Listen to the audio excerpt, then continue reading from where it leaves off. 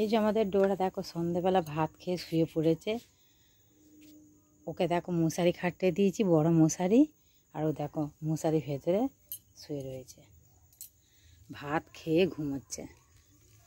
এখন সন্ধেবেলা আর খুব মশা তো, আর মশা কামড়ালে ওরা ঘুমোতে পারবে না। দেখো মশারির ভেতরে কি সুন্দর শুয়ে ঘুমোচ্ছে। ওরা একদিন বললে না, ওরা প্রতিদিনই এরা মশারির ভেতরেই থাকে। শীতকাল, বর্ষাকাল, গরমকাল কোনো ব্যাপার না, ওরা মশারির ভেতরেই থাকে।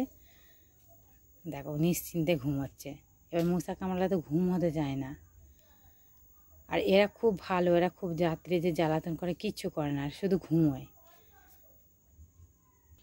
দেখো মশারিটা আবার ফেলে দিলাম, এখনও ঘুমুক। দেখি চিকু কী করছে।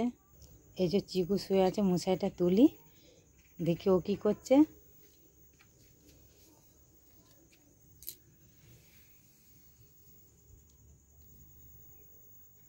দেখো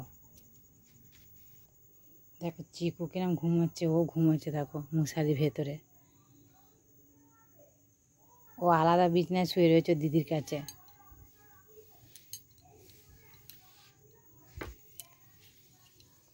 এরা এইভাবেই তো মানুষ। দেখো ওরা বাইরে থাকলে মশা কামড়া ওরা থাকতে পারে না, মশারির ভেতরে এখন সারা রাত ওরা ঘুমোবে।